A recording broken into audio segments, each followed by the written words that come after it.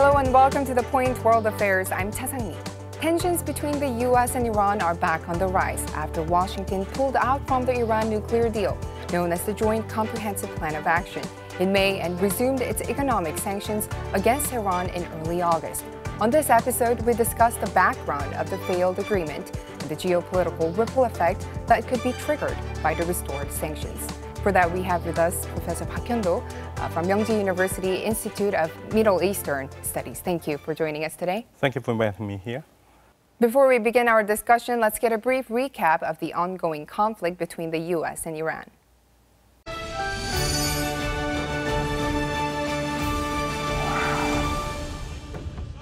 Recently, Iranian President Hassan Rouhani and U.S. President Donald Trump have been in a war of words.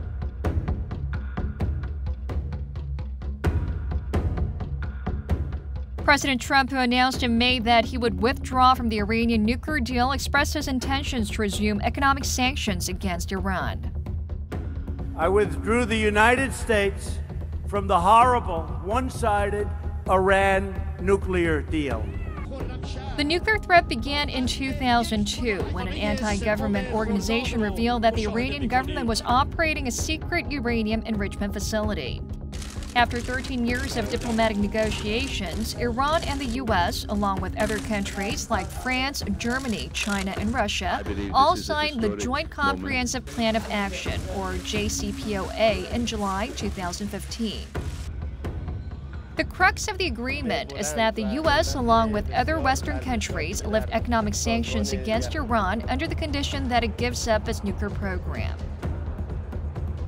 Ever since the deal was signed, the IAEA has been checking in on a quarterly basis to confirm if Tehran is indeed keeping its end of the bargain. But after Trump was elected president, he called for a renegotiation of the agreement, saying that the deal was biased and Iran was secretly continuing its nuclear development. This is contrary to the stance of other signatories and the IAEA that say that there's no conclusive evidence to prove that statement. Bilateral relations worsened even more after Iran test-fired a ballistic missile in January last year, and the U.S. subsequently imposed its sanctions on Tehran as of August 7. President Trump has been criticizing the JCPOA for funding the dictatorship in Iran, but left room for a more comprehensive agreement to be established in the future. President Rouhani, on the other hand, appealed to the public, saying the U.S. needs to show trust first in order to have any kind of dialogue. همزمان با تحریم مذاکره چه معنایی میخواد داشته باشه؟ یعنی اگر یک کسی در برابر فردی که رقیبش هست یا دشمنش هست.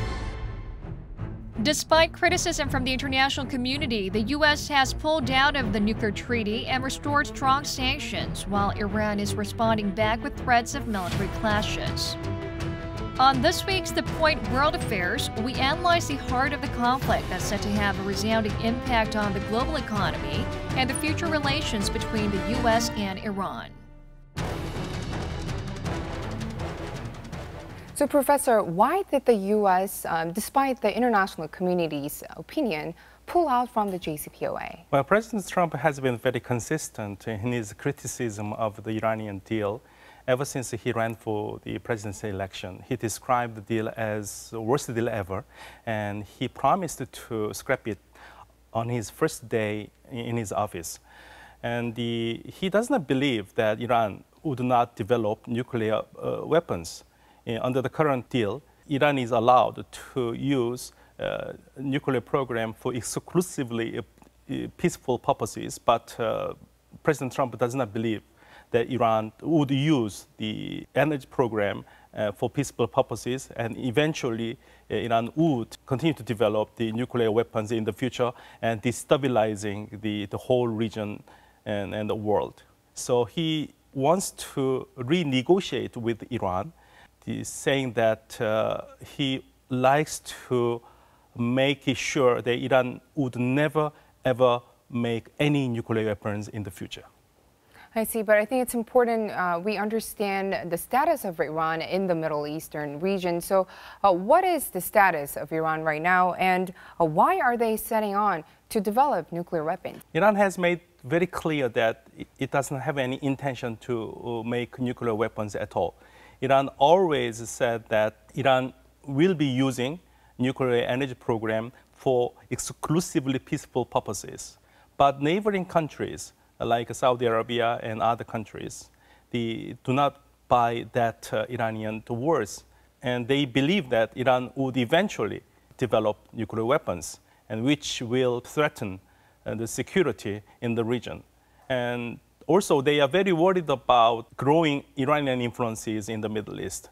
Ever since 2003, the fall of Saddam Hussein in Iraq, neighboring countries, for example, the King Abdullah II of Jordan, expressed the concern that Iranian influences in the Middle East, especially the Arabian Peninsula, would increase, and linking Iran, Iraq, Syria, Beirut as a Shia crescent. And that Shia crescent will be a threatening element for the security in the Middle East, and especially the Arab countries. So they are very worried about the increasing power of Iran as the regional hegemony, and they try to stop the Iranian expansion, political influences in the region.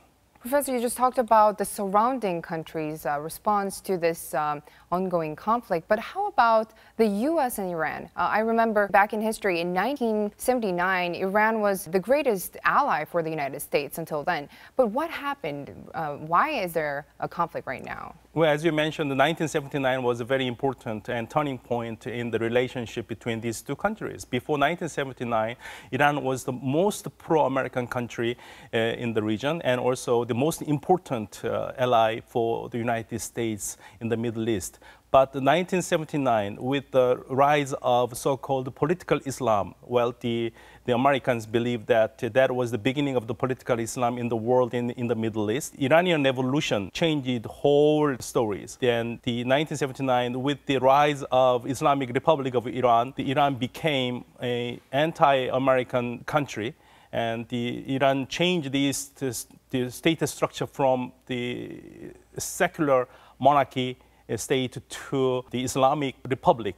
And not only the Islamic Republic, but also the understanding of the world was entirely changed. In 1979, with the success of the Islamic Revolution, Iran has made it very clear that surrounding countries like the Saudi Arabia and Kuwait, all those, the Arab neighbors, are not truly Islamic at all, and they are persecuting many Muslims and their own citizens. So Iranian revolutionary motto was to free the oppressed.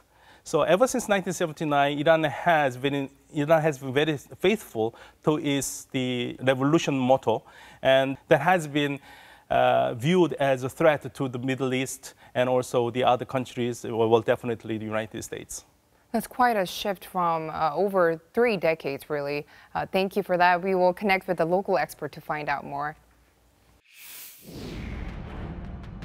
The first phase of economic sanctions, which took effect on Tuesday, prohibits Iran from using U.S. currencies while barring trade in cars, metals, and minerals, including gold, steel, coal, and aluminum.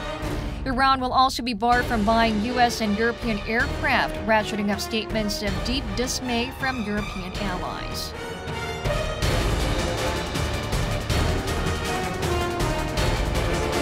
The UK, Germany, and Russia, some of the main players in forming the Iran nuclear agreement back in 2015, have been critical of Trump's actions and are seeking ways to protect their companies and minimize the impact.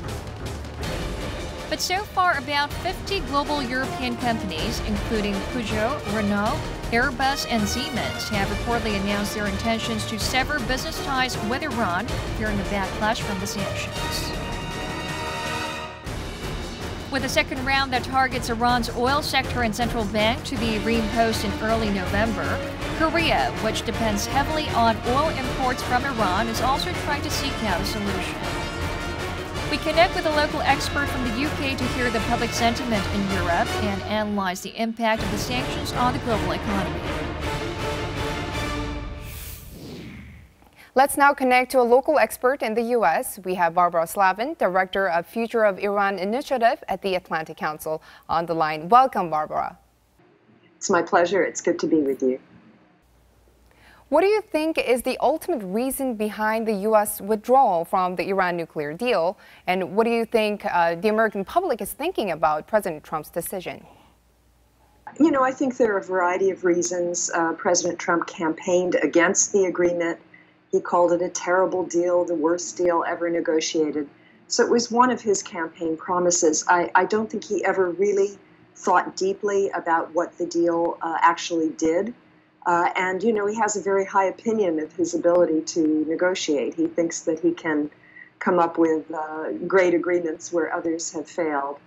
So I think it was kind of inevitable that he was going to walk out. There also was a lot of influence by countries like Israel, Saudi Arabia, the United Arab Emirates, which are not happy with the role that Iran plays in the Middle East, the influence that it has, and particularly its involvement in Syria, in the war in Yemen. And so the idea was that somehow by pulling out of this deal and reimposing sanctions and putting more pressure on Iran, that somehow Iran would change its regional posture. That's quite a gamble, and we've seen no indication so far that that is actually going to happen. And instead, we have a weakened non-proliferation agreement. So I'm very worried we're going to wind up with the worst of all worlds, frankly, with Iran resuming its nuclear program and continuing to be involved in all of these regional conflicts. Right. Following the Trump administration falling out of this deal, the economic sanctions towards Iran has been resumed. So do you think that this will really prevent Iran from developing nuclear weapons as President Trump hoped for? Now, most of the European companies, a lot of Asian companies as well, are leaving the Iran market because, let's face it, their business in the United States is much more important than their business with Iran. You know, Iran's economy is tiny in comparison. So Iran is not getting the benefits that it was promised. That's why I'm afraid that at some point the Iranian government is going to follow the example of North Korea, perhaps, and decide that to have more leverage in future negotiations, they need to accelerate their nuclear program. I hope not. But, you know, they're obviously very disappointed that all of these major companies, Total and Siemens, all these big European companies have already left Iran or announced that they're going to do so. So it's very worrisome for those of us who supported the Iran agreement and who support the cause of nonproliferation. Right, Barbara, you just mentioned something very interesting here. Mostly people say that North Korea will learn from this conflict between the U.S. and Iran, and they will leverage this on this deal with Washington. But you said exactly the opposite. So can you elaborate a little more on that? Sure. Yeah, I think they learn from each other. I mean, they have a relationship. There was a senior North Korean official who went to Iran just recently. And so they obviously learn from each other. And we see the very tough stance that North Korea has taken, which, you know, first of all, they have nuclear weapons, and they've not even agreed to give a declaration of how many weapons they have, where their facilities are located.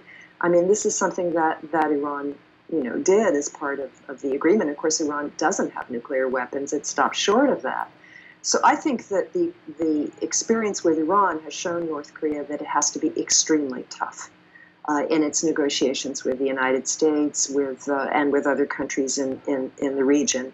I don't expect to see major North Korean concessions until there are even more concessions from the United States. So, you know, they've sent some remains, they've stopped testing for now, but things like that, you know, they're not as important as a full declaration of their nuclear facilities and an agreement to start giving up, you know, weapons, fissile material, all those things we haven't seen.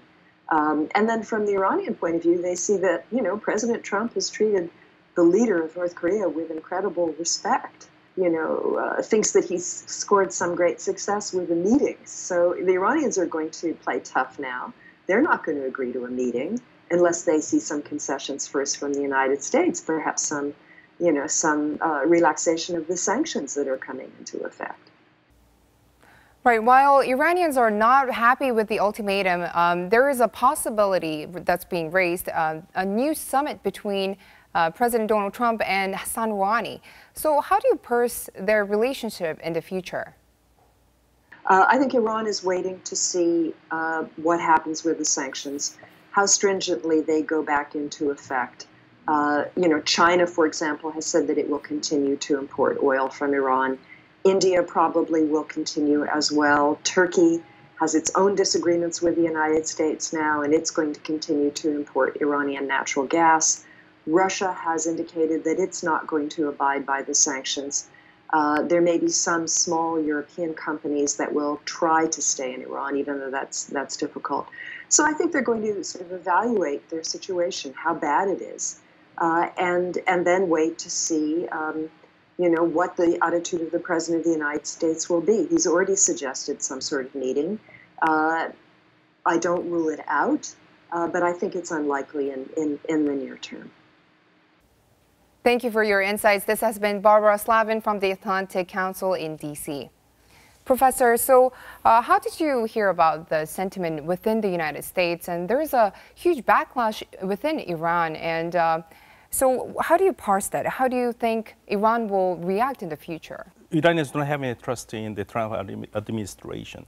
Very recently, the Supreme Leader, Grand Ayatollah Ali Khamenei, made it very clear that there is no negotiation with the United States because U.S. has been very unfaithful to its promises in the agreement. Furthermore, he banned any talks with the United States. Also, the other politicians, like in Iran generally, they do not believe the Trump is very sincere. So it's useless to hold any talks with the United States. But at the same time, Iran is also on subtle ground, open to talk to the United States because, the history shows that even though they have been exchanging a lot of tough words on surface, but in behind backs, they always continued their conversation. And that's one of the reasons why the experts believe that there might be a meeting between the high-ranking officials between these two countries on the sidelines of the UN General Assembly in this coming September. I see. So you're saying it doesn't look as bad as it sounds like right now. President Trump has made it very clear that he is willing to renegotiate without any preconditions at any time Iran wants. But the reaction on surface is very tough and negating and very pessimistic. But who knows, actually, the behind backs, perhaps there should be, they believe that both of them actually urgently feel the need to talk to each other because you cannot go on and on and on this way for long. I see. Okay. Then what kind of analysis are being presented by countries that led the Iran nuclear deal with the United States back in 2015? We now connect with Yossi Mekelberg, Professor of International Relations at Regent University, London and Chatham House. Good to have you on, Yossi. Thank you very much for having me now. It's a great pleasure. The United Kingdom played a big role in establishing the Iran nuclear deal with the U.S. What is the popular opinion within the UK and Europe as a whole regarding the U.S. withdrawal from the deal and the resumption of economic sanctions? The general view about the CPOA, the agreement with Iran, is that it's a mistake by the United States to withdraw from this agreement and actually to increase the sanctions on Iran. Because as it stands right now, the monitoring system actually says quite clearly that Iran hasn't violated the agreement itself. Some might argue that the spirit of the agreement is not there, and testing of ballistic missiles shows intention in the long term to develop nuclear capability. That might all be correct. But before a country withdraws from an international agreement, which was actually approved by the Security Council, there was the expectation actually to check whether any of the sides violated it. As it stands there, the only country to violate the agreement is the United States itself. And this makes Europe quite unhappy. Right after restoring the economic sanctions on Iran, the Trump administration has vowed to employ or enforce secondary sanctions on EU companies that conduct business with Iran. So how much do you think this will hurt the European economy? I think this will lead to a clash between Europe and the United States. I think as it is, Europe and the United States under President Trump are heading towards clash. The increase on tariffs that affects not only the UK and Europe, but well beyond. The general attitude, the visit of Donald Trump in the UK, I don't think can be regarded as a great success, to say the least. And I think if a country is going to be punished because they are trading Iran, though there is no shred of evidence of Iran violating the agreement, I think this will increase tensions between the European and the United States. And I think if you remember that, bear in mind that Europe is a major trade partner of the United States, while the United States also in a trade war with China, in sanction on Russia, I think this is going to affect the international economy badly. So I'm afraid we are heading towards an economic downturn, which is triggered by this kind of tit for tat. And so what position do you think these European countries should take amidst this ongoing conflict between the two countries? One other thing, I think it's Europe should develop an independent security and foreign policy. It has to coordinate with the United States, but if it's difficult, and it's getting increasingly difficult to coordinate it with the Trump administration, it should come with a robust foreign and security policy. This is one.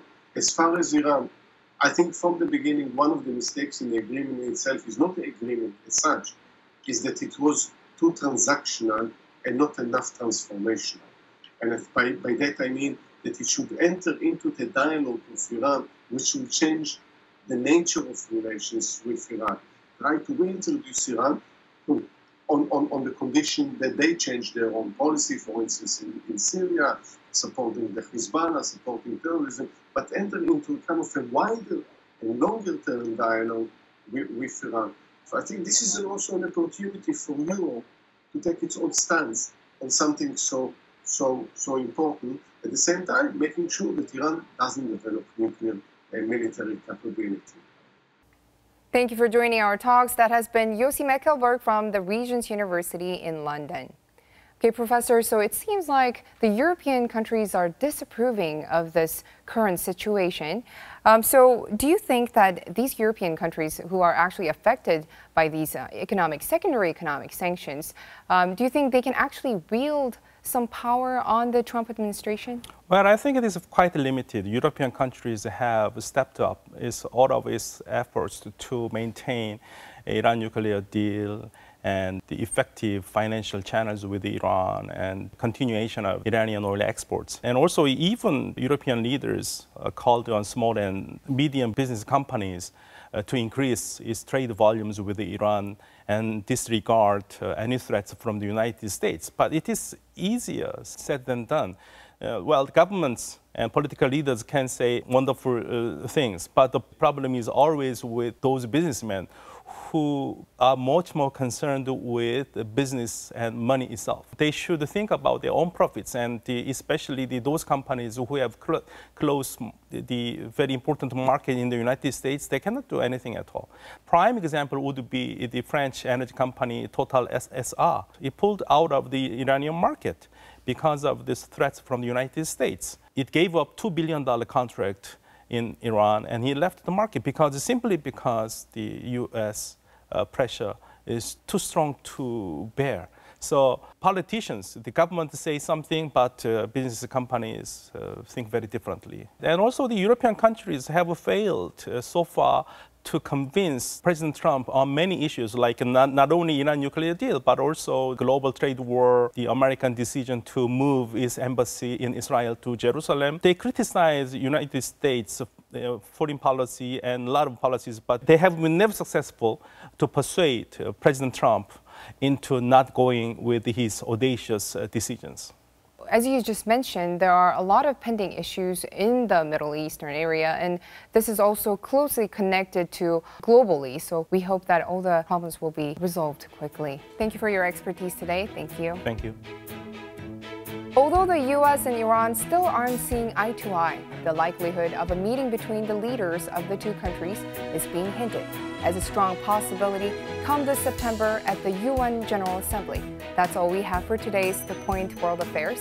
Thank you for tuning in and see you next week.